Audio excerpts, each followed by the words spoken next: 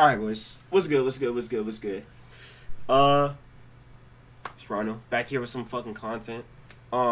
Before uh before this week starts off, I wanted to post some shit. Because I didn't post last week. I rewatched my video last week. It was way too toxic to post, and apparently people wanted to see me banned, so I couldn't post it. But yeah. I went on Fireman's show and sort of ran through some stuff with Talus and Harb. That was really good. Shout out to Fireman.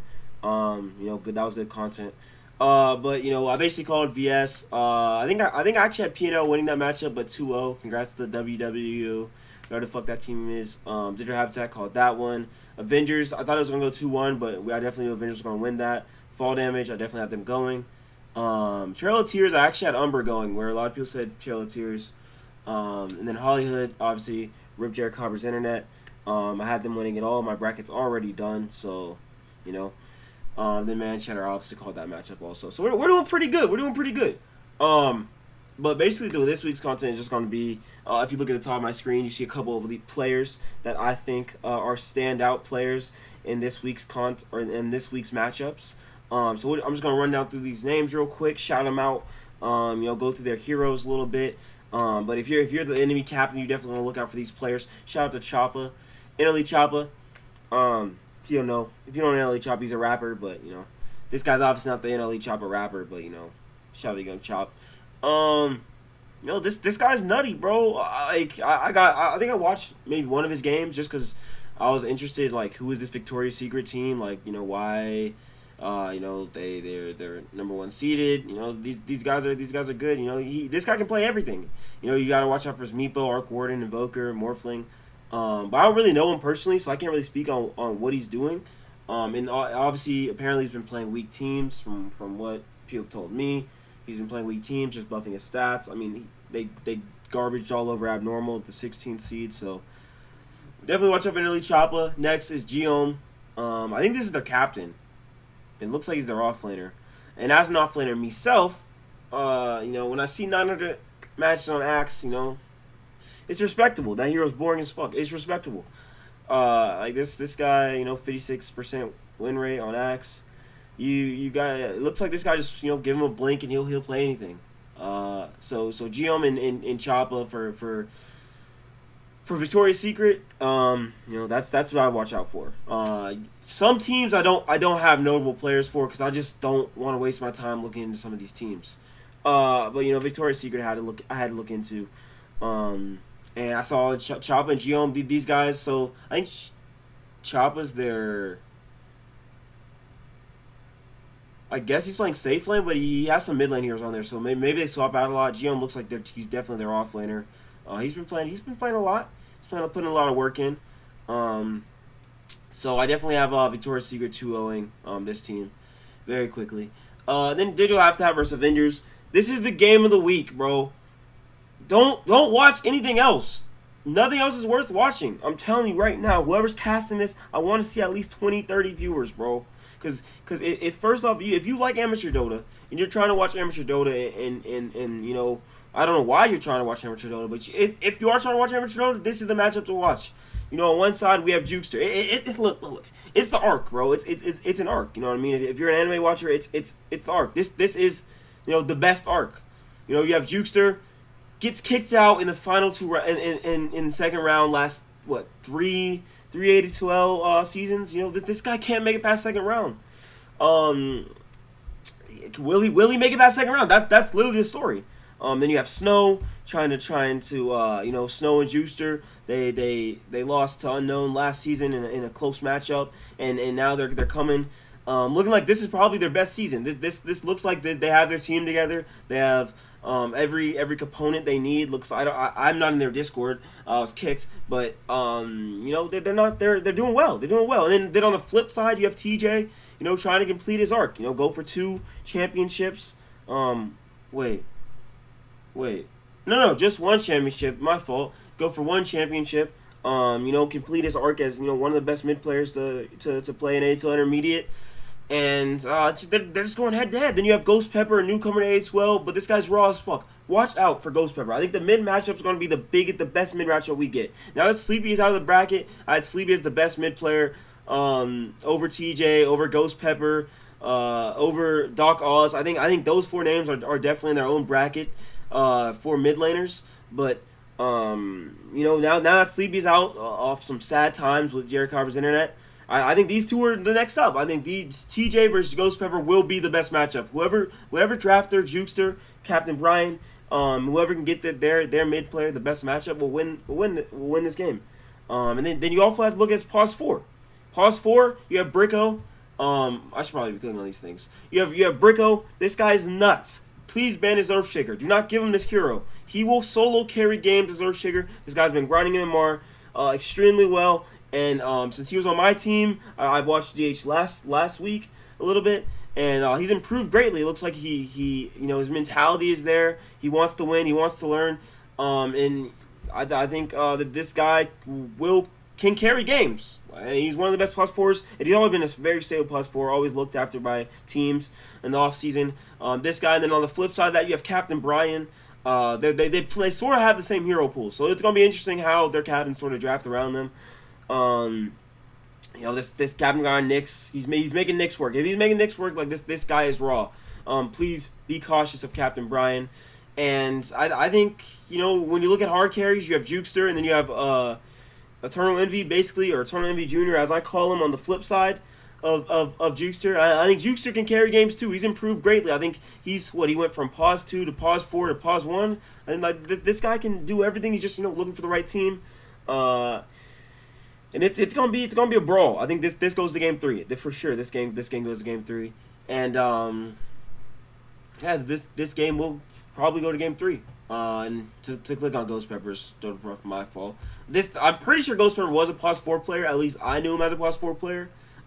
In passing, I've probably known him for like maybe a year and a half, just in passing, maybe more. I think he played with like Lean Cuisine and stuff. So this guy knows what he's doing. Please be cautious of this guy. He is raw. The guy is a nut. Be very cautious of Ghost Pepper. I think he mechanically and just raw skill wise, he's the best player on DH, hands down. Probably the best player to step on DH in a minute, at least in the mid lane. No offense, Jukester. But yeah, that's basically what I have. This is your game of the week. Don't watch anything else. Sorry to these other teams, but I think everyone knows Digital Habitat versus Avengers will be the game of the week, and I think it will either be a quick 2-0 for DH's side or go to game 3 and be a brawl. Again, that is on TJ. I think TJ is the core part of this team. If TJ has a bad game, it makes it incredibly hard for Avengers to win. So we'll see how they draft around TJ. All right, on to the next. Fall Damage versus Team Umbra. So these are interesting teams, very interesting teams. I think after the mid laners I just named, Ghost Pepper and TJ, I think Doc Oz is right up there. Doc Oz can solo carry a game. I mean, look at this guy, 11-16. He's making Invoker work, 15-3, and that was Morphling mid. You know what I mean? This guy is insane. He's been playing around. He's been in the scene for a while. I've probably talked to him when he used to talk to Cloudy a little bit. But this guy he's not bad. He's not bad at all. I think that this, in my opinion, Fall Damage is the most stable team, but they're not looking for they're not looking for multiple people. They're not looking for multiple people to sort of carry them. And if Doc Oz has a bad game, this Knight guy will step up. Knight is he's struggling a little bit in ranked. I see a little bit. 10-5, 10-9. 11-3. I think Knight is just up there in Doc Oz. You got to shut one of these guys down. Obviously, he's a Divine 1. So either you got to win your offense super hard or win your mid lane really hard. Because if one of these guys steps up and after this game, they will carry. I think Knight's definitely probably one of the better carries I've seen. I think Jukester's right up there too. Eternal Envy Jr. And obviously NLE Chop, if he's the hard carry. I don't even know if he's the hard carry though. So I think they switch roles a lot. Well, let's see. Team Umbra. So Team Umbra. Let's actually see why. Hold up, 1 second. Oh yeah, I had Rio. For Umbra, I have Rio. I mean, it basically speaks for himself. If you're on a team with Harbinger, the games are already really hard. No cap. Like, I think, no offense, Harbinger, but like the 50% win rate with Harb. These are probably his teammates. I don't know much about this team, so I'm probably just speaking out my ass on this one. I haven't watched Umbra. I honestly didn't think they make it past first round. But these guys are raw. Apparently, let me not use just raw. Like, let me just not throw around the word raw. Let me not throw around the word raw. These guys are good. They're good. They're stable. I think they're probably gonna lose this week. I have them losing this week, so I didn't really put a player up for them. No, I just pretty much chose Rio. I was like, Rio is probably the player to watch, I guess. If you're going to watch this game. Helmets on versus Manchetter. I have Jet. Jet. He was on my team for a little bit. He was playing +4. He's a good +4. He's not a bad player. He just doesn't show up for practice, and he got kicked. So, yeah, I don't think he's bad. It looks like he's playing Nature's Prophet. He knows the meta. Centaur. He looks like he just swapped to +3, so it's gonna be interesting. I do think Jet is the one to look out for this in this matchup. He's Divine 2. He definitely knows what he's doing. What's that, like 4.6, 4.7 KMMR? So the guys knows what he's doing. I have them moving on against Helmets on. I think next week, looking at next week, you're either going to see Digital Habitat versus Victoria's Secret or Avengers versus Victoria's Secret.